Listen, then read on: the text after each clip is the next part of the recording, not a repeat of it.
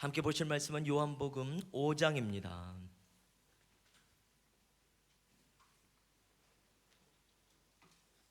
요한복음 5장 1절서부터 좀 길긴 한데요, 18절 말씀까지 우리 한 목소리로 읽어보려고 합니다. 신약성경 149쪽이 됩니다. 요한복음 5장 1절서부터 18절 말씀까지 전체적인 소위 줄거리를 파악하시면서 읽으시면 많은 도움이 될 것 같고요. 잘 모르는 단어가 나올 수도 있습니다. 또 지명이 나올 수도 있는데 우선 잠시 잊어버리고 전체적인 이야기를 또 파악한다고 생각하면서 같이 한 목소리로 읽어주시면 감사하겠습니다. 다 함께 읽겠습니다. 그 후에 유대인의 명절이 되어 예수께서 예루살렘에 올라가시니라. 예루살렘에 있는 양문 곁에 히브리 말로 베데스다라 하는 못이 있는데 거기에 행각 5이 있고 그 안에 많은 병자, 맹인, 다리 저는 사람, 혈기 마른 사람들이 누워 물의 움직임을 기다리니 이는 천사가 가끔 못에 내려와 물을 움직이게 하는데 움직인 후에 먼저 들어가는 자는 어떤 병에 걸렸든지 낫게 되밀어라. 거기 38해 된 병자가 있더라. 예수께서 그 누운 것을 보시고 병이 벌써 오래된 줄 아시고 이르시되 내가 낫고자 하느냐.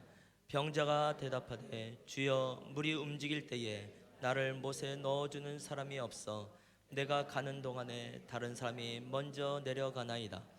예수께서 이르시되 일어나 내 자리를 들고 걸어가라 하시니 그 사람이 곧 나아서 자리를 들고 걸어가니라.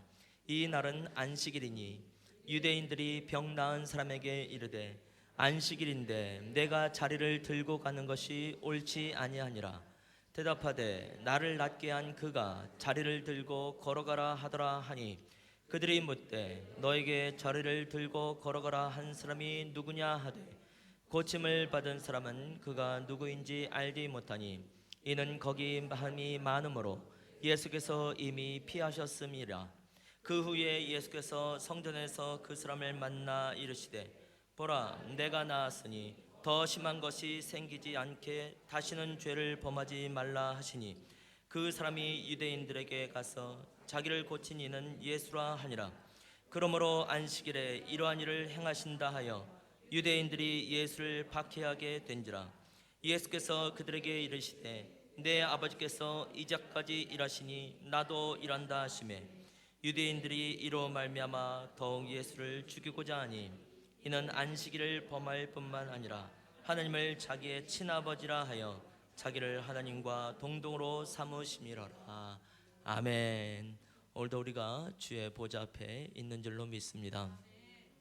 한 주간 어떻게 보내셨는지 모르겠습니다. 저는 지난주에 광고한 대로 미국을 다녀왔습니다. 할 수 있으면 미국의 독감에 걸리지 않으려고 애를 썼지만 미국 독감인지 뭔지 모르겠지만 감기가 걸린 상태에서 오긴 했는데요. 가서 저녁마다 한 3번에 걸쳐서 강의를 하면 되겠구나 하고 갔는데 가 보니까요 오전에도 2번을 해야 되더라고요. 그래서 제가 미국에 가고 나서 이제 수요일 날 오전에 거기서 출발하고 목요일 날 오후에 한국을 도착했는데요. 화요일 저녁까지 강의를 하고 왔어요. 그러니까 주일 날 강의, 월요일 오전 저녁, 화요일 오전 저녁, 그리고 수요일 날 아침에 7시에 출발해 가지고 11시 비행기를 타고 목요일 날 오후 5시 반에 도착을 했습니다. 빡시지 않습니까? 놀러 간 게 아니란 얘기예요. 더구나 사람이 너무 많더라고요, 공항에. 그래가지고 1시간 이상을 공항에서 좀 기다리게 되어지고, 그래서 숙소로 바로 못 가고요, 꾀지지한 상태 속에서 바로 교회 가서 이제 강의를 하고, 그다음에 숙소에서 이제 쉬게 되어졌는데요. 무엇보다도 거기서 놀라운 일이 있었던 건 우리 성도님 중에 한 분의 이제 사촌 동생들하고 통화를 했다는 거, 연락을 했다는 게 놀라운 일이죠. 우리 지난주에 우리 이석정 성도님께서 오셨는데요. 대화를 하다 보니까 제가 아는 분하고 저분의 사촌 동생들이 또 같은 사람들이더라고요. 그래서 얼마나 반가운지. 그래서 분명히 미국에 있을 거라고 생각해가지고 거기에 있는 스태프들한테 물어봤더니 이미 알고 있더라고요. 그래서 연락처를 다 받아가지고 통화도 하고 그다음에 중간에 제가 연결도 해드리고 뭐 굉장히 오랜만에 서로 이렇게 연결이 되시는 것 같더라고요. 얼마나 감사한지. 특별히 이제 이석종이시고 그 다음에 이제 그 사촌 동생들은 이용종, 이대종 이렇게 됩니다. 이 시에다가 뒤에 이제 종자 돌림이 되는데 그 중에 이제 이대종 이제 선교사님이시더라고요. 이분이 얘기할 때 자기는 강의할 때 그렇게 강의한대요. 제일 위에 있는 형님 이름은 석종이시라고 그래서 스톤벨이라고. 그리고 우리 형은 용종이기 때문에 드래곤벨이라고. 그리고 자기는 대종이기 때문에 빅벨이라고. 그렇게 자기는 소개를 하면서 이제 강의를 한다는 거예요. 그러니까 벌써 딱 나왔잖아요. 제일 큰 형님 이름이 바로 강의를 통해서 나올 정도면 이건 틀림없는 사촌지간이다라는 것을 확인하고 얼마나 기뻤는지 모르겠어요. 또 그 이대정 선교사님은 또 보니까 제가 강의했던 그 교회에 4월달에 또 강사로 또 그 안에 있기도 하더라고요. 그래서 하나님의 이제 선하신 인도함이 우리 안에 있구나라는 생각을 하게 되어지는데요. 특히 우리 이석종 성도님은 또 우리 이규익 전도사님의 아버님 되시잖아요. 이규익 전도사님 우리 교회에 어떻게 오게 되는지 우리가 잘 알지 않습니까? 어떻게 보면 우연한 상황 속에서 오게 되어졌는데 오늘까지의 상태를 보면 이게 절대로 우연이 아니다라는 것을 알게 되어지고 뒤에서 누군가가 조종하고 있다 뭐 이런 느낌을 갖게 될 정도로 아름다운 일들을 보게 됩니다. 이렇게 말하는 이유는 이제 이석정 성도님은 절대로 우리 교회를 못 떠난다 뭐 이런 의미가 되겠고 그러니까 좋은 말 할 때 빨리 등록하십시오 뭐 이런 의미가 되겠지요. 너무너무 아름다워요. 특히 지난주 같은 경우는 우리 이규익 전사님이 늘 기도하던 온 가족이 함께 예배를 드릴 수 있는 그 은혜가 지난주에 이루어진 거 아닙니까? 그야말로 주 예수를 믿으라 그리하면 너와 내 집이 구원을 얻으리라 하시는 이 말씀의 역사함이 있게 되는 거죠. 정말 교회가 이렇게 새 신자가 있다는 게 너무 큰 은혜예요. 그야말로 이 구원이 무엇인지 생명이 무엇인지 우리가 누릴 수 있는 것은 또 예선교회에게 하나님이 주시는 또 복이 아닌가, 그것이 위로고 그것이 격려가 아닌가라는 생각을 좀 많이 하게 됩니다. 이미 작년 한 해 동안에 그것이 무엇인지 또 우리가 이미 경험을 했는데 올해 한 해 또 그런 일들을 경험하게 될 것 같아요. 그래서 얼마나 감사한지 큰 소망을 가지고 나가게 됩니다. 그리고 그 사이에 또 그 공인현 선교사님의 이제 그 케냐에서 파라나이 지역에 교회 건축이 상당히 잘 진행되고 있네요. 좀 넘겨보시고 아무튼 이렇게 외벽도 하고 있고 넘겨보시고 또 넘겨보시면 되겠습니다. 그래서 굉장히 많이 진행이 됐죠. 딱 봐도 이제 교회 모습으로 점점 갖춰가고 있습니다. 또 넘겨주시고 한번 넘겨주시면 요건 아마 교육관이거나 목사님 사택이나 이렇게 쓸 것 같습니다. 넘겨보시고 또 넘겨보시면 이렇게 지금 공사 현장에 있고요. 넘겨보면 이제 실내 장식 하는 게 나와요. 난 이걸 보고요. 그 2년 전에 저희 교회 리모델링 할 때가 너무 떠오르는 거예요. 너무 비슷하지 않습니까? 지금 현재 도배가 남아있는 상태 아무것도 없고 그게 저희 교회 한참 막 의자도 없는 상태 속에서 다른 것도 없는 상태 속에서 했을 때랑 너무너무 흡사하다는 생각을 하게 됩니다. 또 넘겨보시면 강단 마련했고 저는 이걸 일일이 다 매일같이 봤잖아요. 그래서 너무 비슷한 거예요. 또 넘겨보시고 함께 모여서 또 도배하고 함께 모여서 또 식사도 하고 뭐 이랬던 기억도 좀 나고요. 이렇게 뭐 의논도 하고 뭐 그런 것 같습니다. 또 있나요? 요거 어디서 많이 본 거죠? 이거 너무 비슷하죠. 물론 저희 강대상은 기증을 받은 거고 그때 공연 선교사님이 오셔서 설교를 했을 때요. 요걸 사진을 찍어 가셨어요. 그리고 치수를 다 재갔습니다. 그리고 맡겨주면 분명히 금방 나올 거라고. 그런데 진짜 저렇게 나온 거예요. 그 사진 찍고 뭐 한지 얼마 안 돼서 그래서 이 사람들에 맞게 딱 잘 이쁘게 잘 이렇게 세팅되어 있어서 얼마나 감사한지 모르겠습니다. 계속해서 케냐 선교를 해서 기도해 주시면 나가시면 좋겠습니다. 오늘 이제 요한복음을 또 보면서 이제 세 번째 표적을 살펴보게 됩니다. 요한복음 모두가 21장까지 구성이 되어 있는데 1장서부터 12장까지 표적의 책이라고 말씀을 드렸습니다. 7가지 표적이 있고 13장서부터 21장까지는 예수님의 성만찬 그리고 죽으심과 부활 뭐 이런 장면이 남겨져 있죠. 그래서 1장서부터 12장까지는 기적의 책, 13장서부터 21장까지는 영광의 책으로 나오게 되어지고요.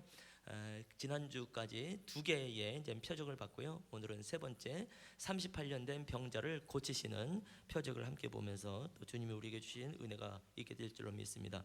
이런 표적을 주시는 이유가 있다고 한다면 예수께서 하나님의 아들인 그리스도이심을 알게 하고 그것을 우리로 믿게 하고 생명을 얻게 하려 함이죠. 다음 말씀 같이 한번 읽어볼까요? 아주 중요한 말씀이니까 요한복음 20장 30절에서 31절 요한복음의 기록 목적이 되겠습니다. 다 함께 읽습니다. 시작.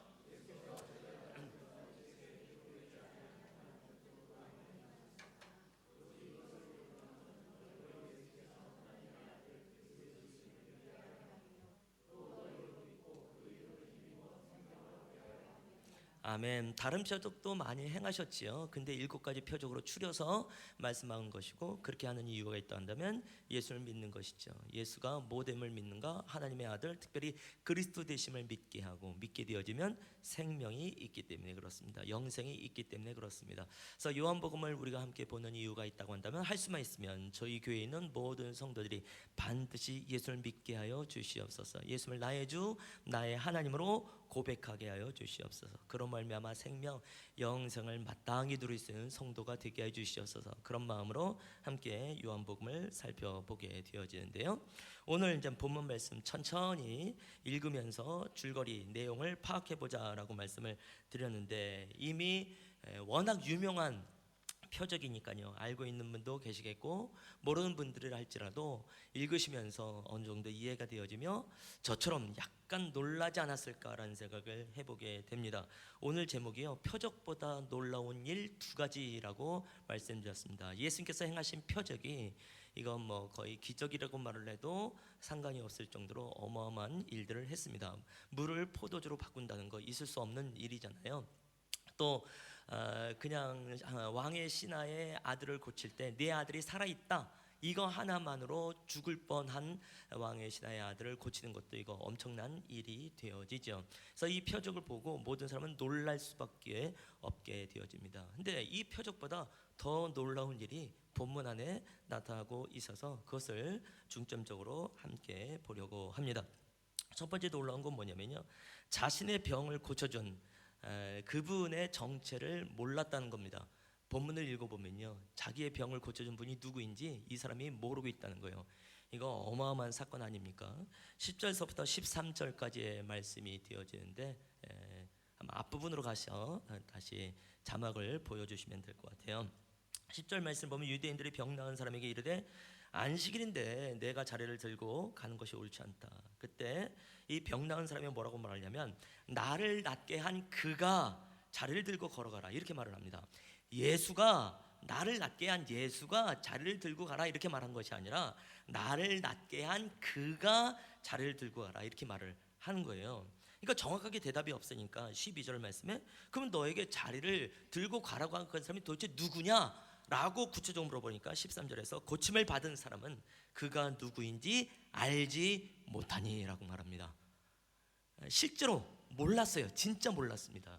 그 다음에 예수님이 나타나셔서 그 다음 말씀하시니까 그때 가서 아 그가 예수였구나 하고 유대인들에게 가서 그가 예수였습니다. 그때 가서 말을 하게 되는 것이죠. 이거 완전 배은망덕이죠. 지금 나의 입장으로 생각을 해보시면 이게 과연 맞는 말인가, 이게 이해가 되는가라는 생각을 할 수밖에 없지요. 워낙 다 건강한 분들이라서 또 질병이 뭔지 모르서 그럴 수도 있습니다만 나름 또 질병에 주여 전공이라고 말하기 싫지만 하여튼 이것저것 겪어본 저로서 어쩌다 내가 이렇게 됐지? 주여, 이건 설교 톤이 아니다. 죄송합니다. 예. 제가 이제 3년 전에 이제 갑상선 이제 수술을 했어요. 그때 치료한 의사를 잊을 수가 없습니다. 이제 이초록 의사예요. 이름이 초록입니다. 이름 자체가 뭐 특이해서 그럴 수도 있고 초음파 검사를 했을 때에 뭐라고 말했냐면 이 암세포가 성대신경을 먹은 것 같다고 그렇게 말했어요. 절망이죠. 그러니까 내가 암이 있다는 것보다 더 큰 절망은 성대를 다친다. 이게 너무 큰 실망인 거예요. 특히 가수들 중에서도 이제 갑상선 수술하고 나서 성대를 버리는 사람들이 사실 많이 있거든요. 그래서 나도 그 중에 한 명이 되나 보다. 그리고 제 아내는 그 얘기 듣자마자 울고 그런데 CT를 촬영하고 나서 그 다음 날인가요? 며칠 후에 갔을 때 CT로 보니까 이게 암세포와 성대신경에 그래도 간격이 있다고, 그래도 다행이라고. 그러니까 얼마나 세심하게 수술을 했겠어요. 그래서 수술이 끝나고 나서 한 6개월 정도 지나고 나니까 그야말로 목소리가 서서히 회복되고 있더라고요. 물론 수술하고 나서 바로 그 다음 주인가 그 다음 주서부터 이제 찬송 인도하고 그랬죠. 왜냐하면 이제 우리 또 소풍교회 또 이 김채연 목사님이 좀 지독한 분이잖아요. 아닙니다. 제가 원해서 그렇게 된 거예요. 우리 김채연 목사님이 수술을 이제 잘 끝났다고 하는데 안면마비가 좀 있나 봐요. 그건 어쩔 수 없나 봐요. 그래서 한 달 동안 이제 설교를 쉰답니다. 치사하지 않습니까? 뭐 그냥 우리끼리 우스갯소리를 하는 건데 저는 김채연 목사님을 아주 좋아합니다. 나중에 또 우리가 함께 또 만나고 또 말씀도 들을 기회가 있으면 좋겠다, 뭐 이런 생각도 하게 되어지는데요. 그러니까 저에게 있어서 이 이추록 선생님을 잊을 수가 없어요. 근데 사실은 그분보다도 맨 처음에 이 갑상선암을 발견한 분이죠. 이제 소풍교회 집사님이신데요. 부평 연세 내과 의원 이제 원장님이세요. 그래서 건강 검진하러 갔다가 교육자가 왔으니까 초음파까지 무료로 해드리겠습니다 하더라고요. 그러더니 한참 갑상선을 열심히 봐요, 오랫동안. 그러더니 아무래도 이거 좀 이상하다고, 경계가 불분명하다고. 그건 뭐냐 그랬더니 암이라는 거예요. 크기가 어느 정도냐 그러니까 1.6cm가 된다는 거예요. 그래서 이건 수술해야 된다고. 그래서 연세대병원에 이제 진료 의료서를 이제 보내주고 그러면서 이제 세브란스 병원 가서 이제 낫게 되어졌는데요. 그래서 이 연세 내과 의원 이 원장님을 잊을 수가 없어요. 제가 이름을 말하지 못한 이유는 이름은 기억이 안 나더라고. 정말 어저께 별별 생각을 다 해봐서 어떻게 내가 이 이름을 기억해낼 수 있을까? 안 되더라고요. 그래서 일부러 PPL을 하는 거예요. 연세 내과 의원. 이거는 부평시장 4번 출구. 부평시장역 4번 출구. 그쪽으로 가다 보면 연세 내과 의원이 있습니다. 거기서 건강검진 받으시기 바랍니다. 그래서 그러니까 이 두 의사를 절대로 잊을 수가 없습니다. 그러니까 저의 입장에서 보면 이 환자가, 이 병인, 제가 이제 병자가 아니라고 이제 병인이라고 말을 하는데요. 좀 이해가 안 됩니다. 도대체 이 병인은 어떤 병을 가지고 있었고 어떤 과정 속에서 나았길래 저 목사가 저렇게 말을 하는가 한번 살펴보겠습니다. 1절서부터 보게 되어지면 그 후에 유대인의 명절이 되어 예수께서 예루살렘에 올라가시니라라고 되어 있습니다. 그 후라고 하는 것은 이제 갈릴리 가나에서 왕의 신하의 아들을 고치고 난 후가 됩니다. 그래서 갈릴리에서 그 다음에 예루살렘으로 올라가시니라라고 표현이 되어져 있습니다.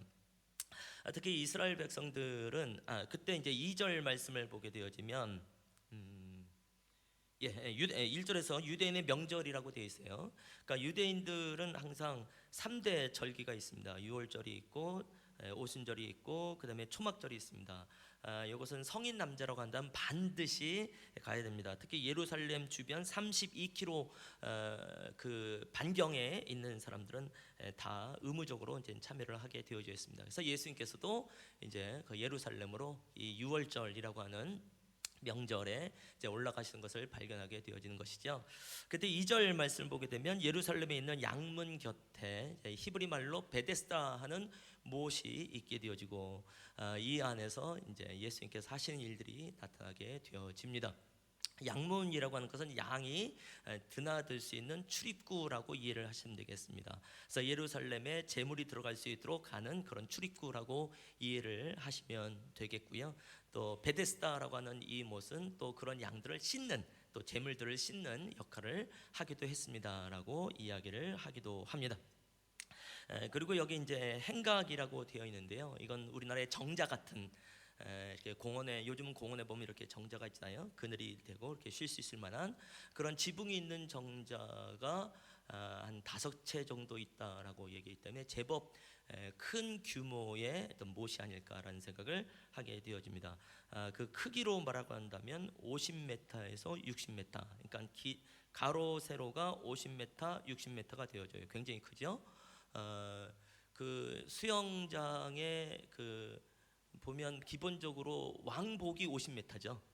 편도가 아마 25m이고 저만 모르나요? 다 모르는군요.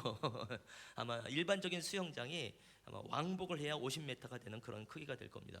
근데 이거는 그 50m, 60m가 되어지니까 굉장히 큰 못이다 이렇게 볼 수 있겠고요. 그래서 우리가 생각하는 연못이라기 보기보다는 아마 물 저장고가 아닌가라는 생각을 해보게 되어지고요. 이걸 한번 사진이 있는데 한번 보여주시면 어떨까요? 조금 바쁠 수 있겠네요. 오늘 그러니까는 이것이 우리가 생각하는 그런 연못의 개념은 아니고요. 또 여기에 행각들도 있고 그렇습니다. 그래서 저 깊은 곳에 이제 물이 있게 되어지고 그곳에 이 병인을 고쳤다라고 보시면 될 것 같아요. 그 다음에 그림을 보면 이게 실제로 이곳인지 아닌지는 잘 모르겠으나 저렇게 많은 물에 이제 있게 되어지고 또 예수님이 병자를 고치는 모습의 이미지가 이 안에 있는 것을 발견하게 됩니다. 그래서 지금 여기 있는 것처럼 3절 말씀을 보게 되면 많은 병자가 함께 있게 됩니다. 맹인도 있게 되어지고 다리 저는 자도 있게 되어지고 혈기 마른 자라고 성경에 본문되어 있는데 그것은 이제 중풍병자라고 보시면 되겠습니다. 근데 여기는 하나의 전설이 있어요. 이제 물이 움직임이 있을 때에 그 물의 움직임은 천사가 가끔씩 내려와서 물을 움직이게 한다는 거예요. 그때 맨 처음 그 물에 들어가는 사람은 어떤 병에 걸렸든지 다 낫게 된다라고 하는 전설이 있습니다. 이건 그야말로 전설 따라 삼천리 같은 의미가 되겠죠. 실제로 이런 일이 있을까요? 아까 이것은 베스사 못은 이제 그 짐승을 씻는 역할을 한다고 했는데요. 이게 또 워낙 이스라엘이 이제 그리스 로마의 지배를 많이 받게 되어졌잖아요. 그래서 사실은 또 로마의 신을 위한 장소로도 또 쓰이기도 했다고 합니다. 특별히 그리스 로마의 신화 중에 에스클리피우스라고 하는 의술의 신, 약의 신이 있다고 하네요. 그래서 그 신이 천사의 모습으로 와서 이 물을 움직이게 되어지면 그 물을 먼저 만나는 자가 낫는다, 뭐 이런 의미가 이 안에 담겨 있었다고 합니다. 그러니까 이건 아무리 봐도 실제 일어나는 일이 아니라 그냥 신화다라고 보시면 좋겠고, 그래서 큰 괄호로 이렇게 묶여져 있잖아요. 이것은 이제 중요한 권위가 있는 번역본에서는 이 부분이 생략되어 있습니다라고 말하는 부분입니다. 그래서 다른 영어 성경에서 보게 되면 또 이 부분 나타나 있지 않기도 하고 그렇습니다. 그래서 이런 것이 성경에 기록은 되어 있긴 합니다만 이것은 그야말로 신화에 불과합니다라고 말씀을 드릴 수 있습니다. 자, 중요한 건 이제 5절서부터가 되겠죠. 그래서 거기 38해 된 병인이 있게 되었습니다. 그래서 38년 된 병자가 되어지는데요. 이 사람은 아무리 봐도 중풍병자일 가능성이 큽니다. 이제 물이 움직일 때에 나를 그 물로 데리고 갈 사람이 없습니다라고 말한 것을 통해서 자기 혼자 자기 몸을 가누지 못하는 사람이 된 것 같아요. 어떻게 보면 38년 동안 이 긴 병을 앓고 있었으니까 가족도 이미 다 떠나지 않았을까. 보호자는 전혀 이와 함께하지 못했다라고 볼 수 있을 것 같아요. 예수님께서도 6절 말씀에 보게 되면 보자마자 이 병이 벌써 오래된지를 아셨다라고 되어 있는 것이죠. 그래서 예수님께서 이 사람에게 묻습니다. 내가 낫고자 하느냐? 이렇게 내가 낫고자 하느냐라고 물어보면 아직 7절은 안 읽었습니다만 7절을 올려주면 예, 내가 낫기를 원합니다 라고 대답을 해야 되잖아요. 근데 대답이 좀 이상합니다. 이 사람의 대답이 물이 움직일 때에 나를 이 물에 보낸 사람이, 넣어준 사람이 없습니다 이렇게 얘기를 해요.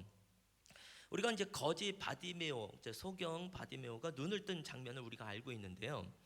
예수께서 지나가실 때에 바디메오가 주여 다윗의 자손이 나를 불쌍히 여기소서 이렇게 말하죠. 그때 예수께서 네가 원하는 것이 무엇이냐 라고 말할 때 바디메오가 보기를 원하나이다 이렇게 말을 했단 말이죠. 그러니까 이게 얼마나 간절한 거예요. 계속해서 눈이 뭐 있는 상태 속에서 있으니까. 그래서 보기를 원합니다라고 외칠 수밖에 없는데 지금 이 사람도 분명히 이 38년 동안 고생했던 이 중풍병에서 낫기를 원하는 것이 분명히 그의 마음, 그의 소원이지 않겠습니까? 그래서 이 베데스다 못에서 물이 움직이기만 기다리고 있었던 사람인데 예수께서 네가 낫기를 원하느냐, 네가 무엇을 원하느냐도 아니고 네가 낫기를 원하느냐라고 물어봤음에도 불구하고 이는 낫기를 원합니다가 아니라 이 물이 움직일 때 나를 넣어줄 사람이 아무도 없습니다라고 좀 이상한 대답을 합니다. 그런 생각, 그런 상상을 해보게 됩니다. 예수님께서 네가 낫기를 원하냐라고 물어봤을 때 이 사람은 예수님의 눈도 안 쳐다본 것 같아요. 그냥 계속해서 옆면만 쳐다본 것 같아요. 물이 움직이나 안 움직이나. 황당한 거죠. 만일 물이 움직이면 어떻게 했을까요? 주여, 날 빨리 집어넣어 주십시오. 이렇게 말했겠죠. 그러니까 이 사람의 온통 관심은 예수님이 아니라 물이 움직이느냐 안 움직이느냐에 온통 관심을 갖고 있는 것이죠. 만일 이게 진짜 물이 움직이면서 처음 들어간 사람이 낫는 것이 사실이라고 한다면 예수님께서 물을 움직이시면 되잖아요. 그리고 예수님이 들어서 휙 던지면 되잖아요. 그럼 이 사람이 낫겠죠. 근데 그런 일을 안 하는 걸 보면 이건 아까도 말씀드린 대로 분명히 신화에 불과하다라고 말씀을 드릴 수밖에 없는 것 아니겠습니까? 그래서 예수님께서 아주 뜻밖의 말씀하십니다. 내 자리를 들고 걸어가라. 그때 이 사람이 나았다는 이제 그 느낌이 좀 있었겠죠. 그래서 정말로 그 자리에서 일어나서 자기의 자리를 들고 걸어갑니다. 이러한 상황 속에서의 병이 나은 거예요. 근데 어떻게 예수를 모를 수 있겠냐고요. 그러니까 아무리 봐도 이 사람은 예수님에게 조금도 집중하지 않고 있었다라고 말씀드릴 수밖에 없고, 자기를 낫게 한 사람을 몰랐다. 이것이 전 표적보다 더 놀라운 일이다라고 말씀을 드릴 수밖에 없는 것이죠.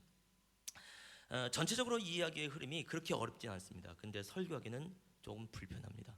왜냐하면 깔끔하지가 않아요. 이 내용이 그동안 이제 물이 포도주로 변하고, 그 다음에 신하의 아들이 낳았고, 그 표적을 보니까 이들이 믿음이 생겼고, 그래서 생명이 있고, 얼마나 깔끔합니까? 그런데 표적도 있고 모든 역사가 분명함에도 불구하고 아무리 살펴봐도 이 병인이요 예수를 믿었다고 하는 구절이 없어요. 그래서 설교 들었선 굉장히 불편하다 이거예요. 찜찜하지 않습니까? 특히 그 전 사건하고 좀 비교를 해보면 이것이 좀 더 확연하게 드러나게 되어지는데요.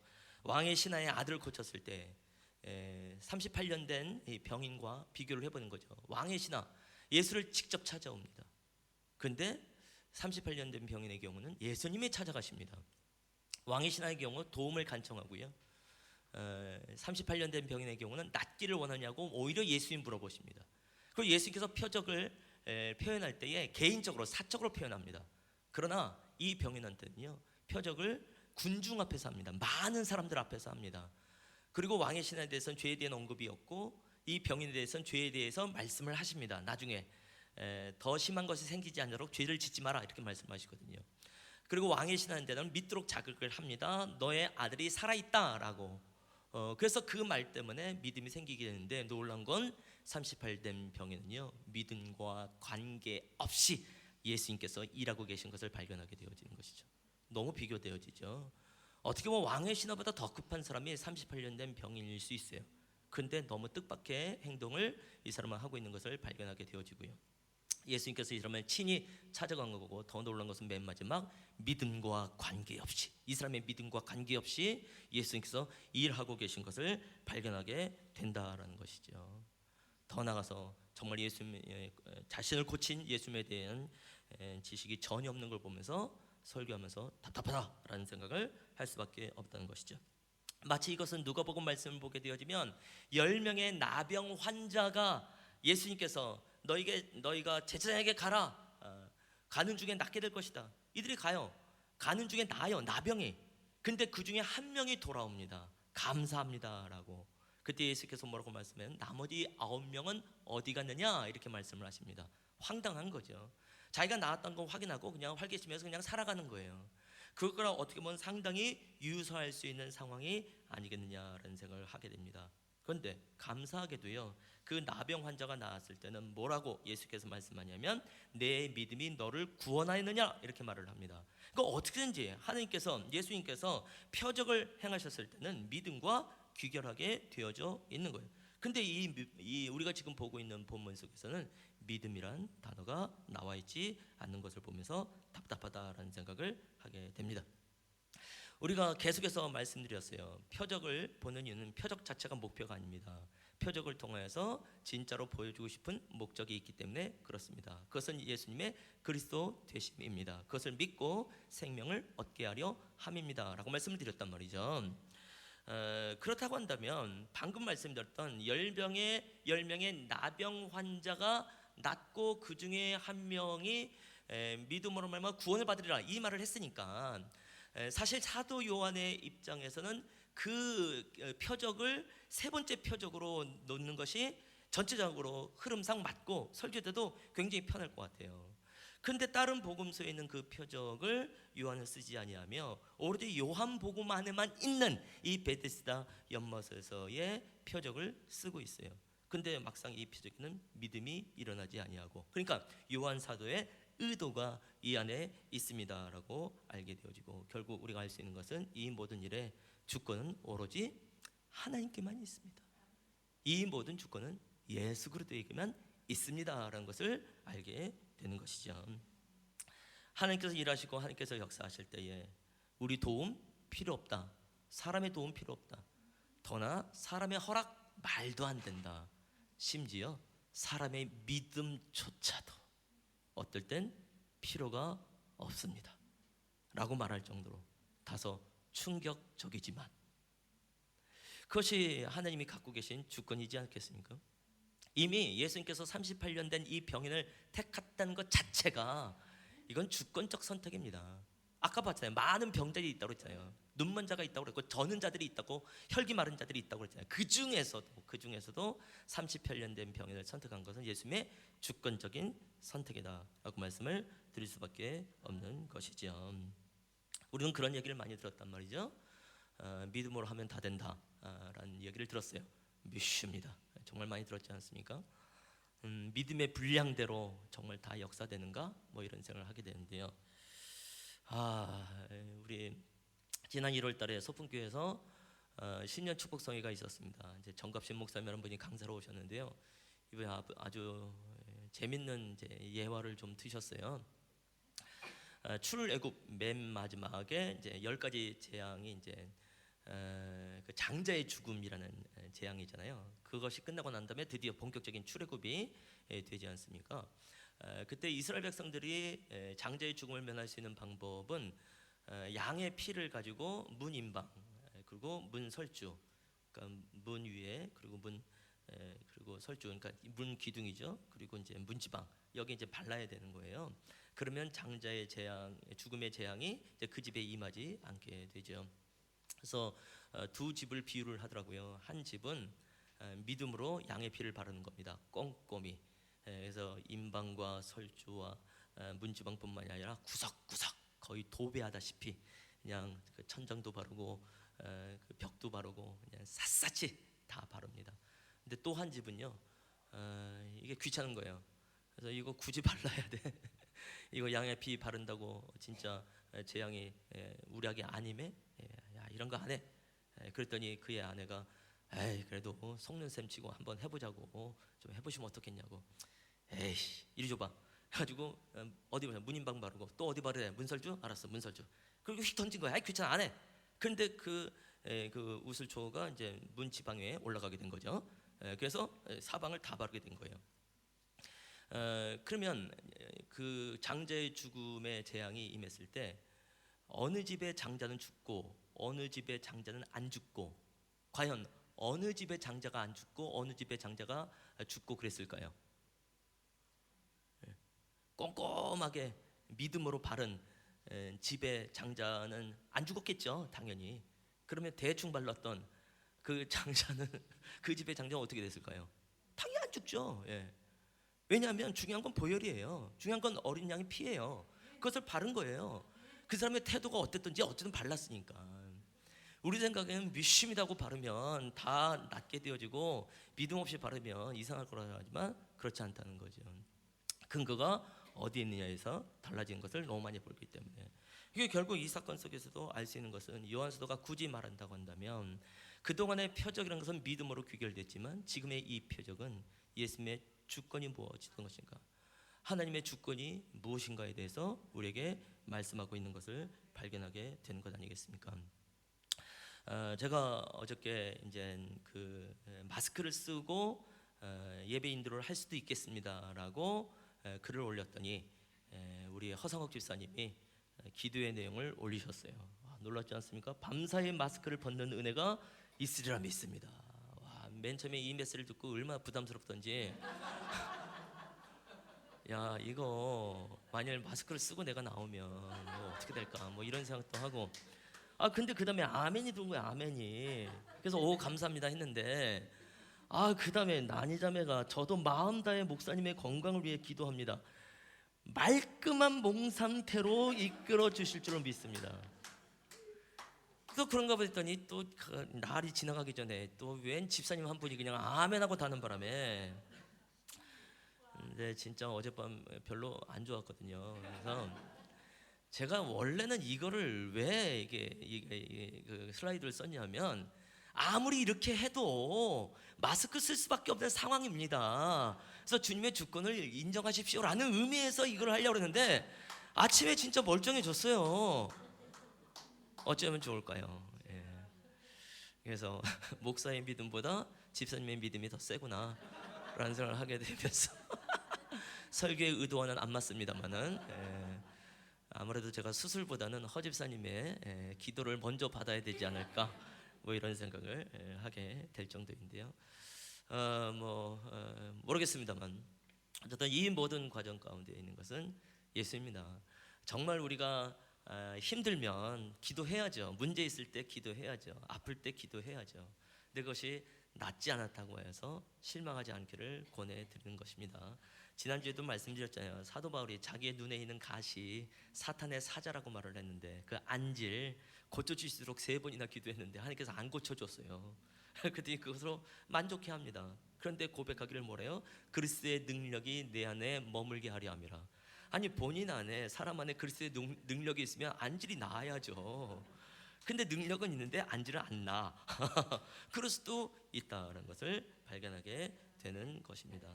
그래서 이 38년 된 병인의 태도가 좀 안 좋긴 합니다만 이것을 통해서 우리의 메시지를 좀 새로 봤으면 좋겠다는 것이죠. 또 하나 놀라게 되는 건 뭐냐면, 거의 일평생 동안 병인으로 살아왔던 자의 완쾌된 것, 완전히 치료된 것에선 조금도 관심이 없는 유대인, 이들을 보면서 놀랄 수밖에 없습니다. 아무리 유대인들이 율법주의자들이라도 그렇지 어떻게 38년 동안 병에 시달렸다가 나았는데 완쾌가 돼서 돌아다니고 있는데 그것에선 조금도 칭찬도 안 하고 격려도 안 하고 위로도 안 하고 오히려 안식일을 범한 것 때문에 그것만 가지고 책망할 수 있겠는가라는 생각을 하게 됩니다. 이것은 마치 뭐냐면 이 병인이 예수님을 바라보지 아니하고 물이 움직이는 것만 계속 바라본 것처럼 이 유대인들도 이 사람이 이제 생명을 얻고 걸어다니는 것을 보지 아니하며 오로지 자리만 본 거예요. 자리를 들고 가 안 들고 가. 그래서 안식일 규례라고 하는 이 율법에만 꽁꽁 묶여 있는 이 유대인들을 발견하게 됩니다. 물론 이 유대인들에게서 이것은 정당합니다. 왜냐하면 안식일을 범한다는 것은 사실 생사에 놓여 있는 사건이기 때문에 그렇습니다. 처음에 안식일은 그 정도가 아니었는데 나중에 이제 추가가 되는 게 많았습니다. 그래서 랍비들의 경우 뭐라고 말을 했냐면, 안식일에 누구든지 무슨 물건이든 공적인 장소에서 사적인 장소로 옮기는 사람은 고의가 아닌 경우에는 제물을 들여서 제사를 하게 되었지만 고의로 그렇게 했을 때는 그들을 제하해야 된다. 돌로 쳐서 죽여야 된다. 이렇게 말을 했습니다. 그러니까는 이 유대인들의 입장에서는 이 자리를 옮겼다는 거, 이게 일이었거든요. 그때 당시에 안식일에 해야 되는 일, 이 안식일에 하면 안 되는 일이었는데 이 일을 했으니까 저건 죽여야 된다라는 이 율법에 강하게 있으니까 이런 얘기를 할 수밖에 없는 것이죠. 지금도 유대인들에게서 안식일은 좀 철저합니다.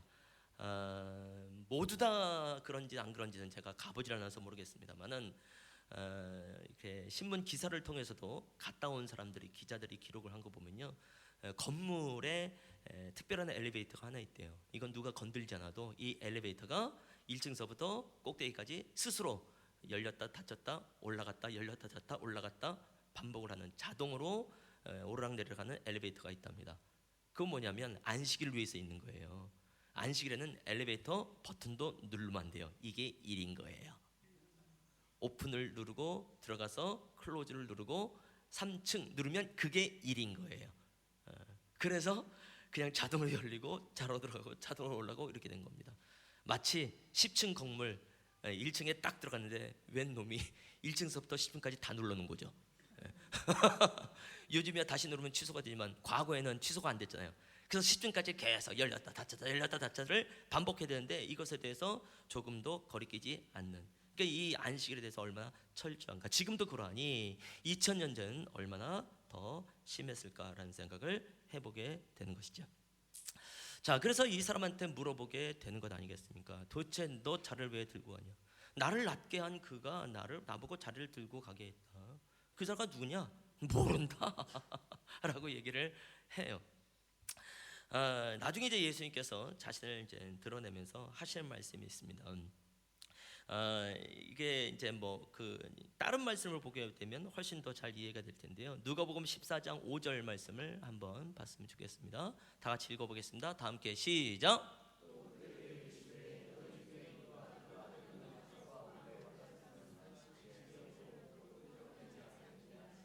이것은 다른 이제 복음서에서도 나타나는 이제 일인데요.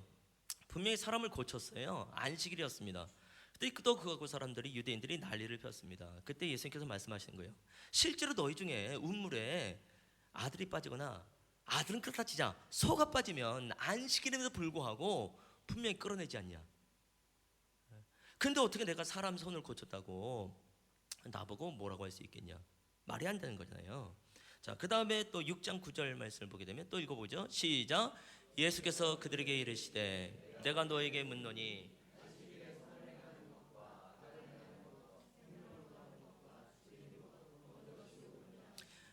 안식일에 무엇을 했어요? 선을 행하신 거예요. 생명을 구하는 일을 하신 것입니다. 그러니까 지금 이 베데스다 연못에 있는 38년 된 병인에게도 마찬가지죠. 내가 지금 한 일은 선을 행한 것이고 생명을 구하는 일들을 한 것이다. 그래서 하나님께서도 일하시니 나도 일한다. 나의 일이 하나님의 일이고 하나님의 일이 나의 일이다 라고 선언하면서 결국 이것을 통해서 알게 된 걸 또 뭘까요? 예수님께서는 안식일에 대해서도 모든 주권을 가지고 계신 분이시구나. 우리가 지난주에 함께 나눴던 것처럼 예수님은 믿음의 주관자이고 질병의 생명의 주관자일 뿐만 아니라 시간의 주관자가 되시는 것에 대해서 다시 한번 우리에게 말씀하신 것이 아닌가라는 생각을 해보게 되는 것이죠. 사실은 과거에는요 주일을 안식일로서 오해를 해서 안식일을 좀 지독하게 지키는 경우들도 꽤 있었습니다. 저도 돌아보면 어렸을 때도 교회를 다닐 때 고등학교 2학년 때까지 정말 주일날 돈 안 썼던 기억이 납니다. 정말 안 썼어요. 고3 때 이제 뭐 수능 공부한다 치다가 어쩌다가 이제 뭐 그때 좀 무너졌는데요. 정말 고2 때까지 철저하게 지켰던 기억이 좀 나고요. 제가 한 10년 전쯤인가요 들었던 이야기인데 마산에는 재건파라는 게 있습니다. 이제 그 교파가 이제 교단이 이제 장로교 안에 많이 있는데요. 재건교단이라는 데가 있어요. 거기는 제가 있었던 교단보다 훨씬 더 보수적이었었고요. 어떤 집사님이 자기 어머니 얘기를 하더라고요. 이제 언제적 얘기인지 모르겠지만 어머니가 늘 주일날 절대로 돈을 안 썼던 분인데 집에서 이것저것 하다가 예배 시간에 이거 걸어갔다간 늦겠다 싶어가지고 어쩔 수 없이 버스를 탄 거예요. 그리고 이제 교회를 가가지고 이제 오늘 있었던 얘기를 하면서 내가 어쩌다가 그냥 오늘은 너무 급해서 그냥 버스를 타고 왔네 이렇게 말을 한 거예요.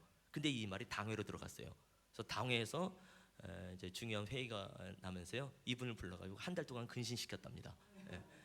그게 옛날. 왜냐하면 주일도 안식이라고 생각을 했기 때문에 안식일을 범하면 안 된다라는 의미 속에서 그렇게 된 적이 있었어요. 그러니까 결국 이 유대인도 그렇고 지금도 그렇고 종교를 갖고 있는 사람들이 종교인으로서만 끝나는 게 문제인 거죠. 생명을 갖고 있는 자라기보다는. 그래서 나는 종교심을 가지고 종교인으로서의 삶을 사는 것을 더 우선할 것이냐, 나는 생명을 나눈 자가 될 것이냐라는 생각을 해보게 됩니다. 저희 교회는 이제 새신자가 많단 말이죠. 때로는 새신자가 모르는 게 너무 많아요. 정말 많아요. 그래서 우리는 많이 가르쳐줘야 되겠습니다. 그러나 때로는 가르쳐주면서 이것이 혹시 내가 종교인의 의무로서 가르쳐주는 건 아닌가라는 생각을 스스로 할 필요가 있는 것이고, 이게 내가 정말 예수님께서 말씀하신 대로 생명을 나눈 일인가에 대해서 좀 돌아봤으면 좋겠다는 생각을 하게 되어지는데요. 작년에 젊은 부부를 좀 만나서 이런저런 상담을 할 수밖에 없는 상황이 된 적이 있었어요. 그때도 좀 비슷한 상황이 좀 벌어졌습니다. 아무래도 이제 이 와이프가 좀 더 신앙심이 좀 깊고 또 이 남편이 좀 신앙심이 낮고 이러다 보니까 이 신앙심이 깊은 이 와이프가 여러 가지 종교적인 행위를 좀 요구한 거예요. 이게 하루 이틀 반복되는 게 아니라 이거 한 달 이상 몇 달 반복되니까 이게 짐이 되기 시작하고 점점점 마음도 식어지고 뭐 이런 상황이 된 적이 있었죠. 그래서 그 이후로 뭐 어떻게 됐는지는 모르겠습니다만 때로는 우리는 정말 돕는다고 생각을 하고 나누고 있습니다만 이것이 생명에 관련된 것이 아닌 종교적인 의무를 나누게 되어지면 또 곤란하게 나가는 경우도 발견하게 된다는 것이죠. 그래서 오늘 이 말씀을 보면서 예수님께서 하셨던 바로 이 안식일에 예수께서 일하시는 것이 있는데 그 일은 오로지 생명과 관련된 일 속에서 일하고 계십니다라는 것을 보면서 나아가시면 좋을 것 같습니다. 아멘. 하나님이여, 지난주에는 왕의 신하의 아들의 열병이 떨어지고 그가 살아난 것을 보게 되어지며 오늘은 정말 아무런 소망이 없는 것처럼 38년 동안 중풍병에 고통의 삶을 살았던 자를 주께서 살리시는 걸 보면서 하나님 맞습니다. 이 모든 질병과 모든 생명의 주관자는 하나님 예수 그리스도 한 분밖에 없는 것을 고백합니다. 하나님, 이 땅에 이 인류가 이 신종 코로나 바이러스 감염증으로 인한 공포심에 어쩔 줄 모르는 상황 가운데 있습니다. 주님, 주의 은혜가 필요한 것을 고백합니다. 주께서 생명으로 우리 가운데 비춰주시고 인도하여 주시를 간구합니다.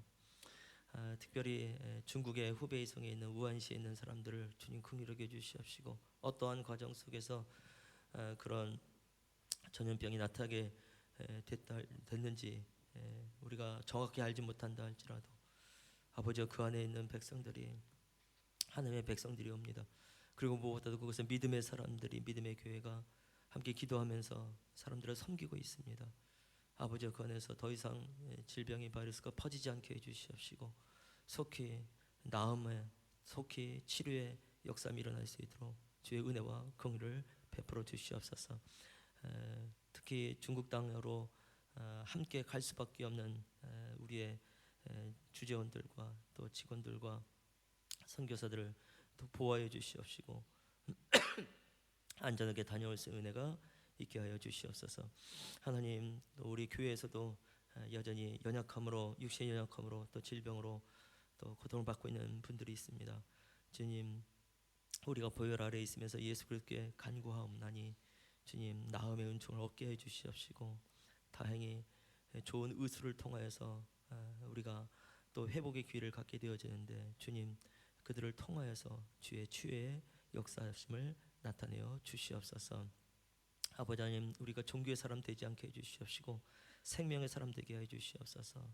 나의 종교적인 행위로서 다른 사람을 요구하지 않게 해주시옵시고 주께서 우리 안에 주신 사랑으로 말미암아 생명으로 말미암아 생명의 사람이 일어나는 것에 우리의 삶을 드릴 수 있도록 인도하여 주시옵소서. 지금은 우리 주 예수 그리스도의 은혜와 아버지 하나님의 사랑과 성령의 교통 그 사귐의 은총이 오늘 주 앞에 은혜를 구하며 주께서 강건케 하기를 원하시는 그 성도들 위해 또 질병을 앓고 있으나 믿음으로 주 앞에 나간 자들 위해 또 그들과 가정과 또 일터와 이 나라 민족 중국 땅 케냐 땅 위에 이제로부터 영원토록 함께 있을지어다. 아멘.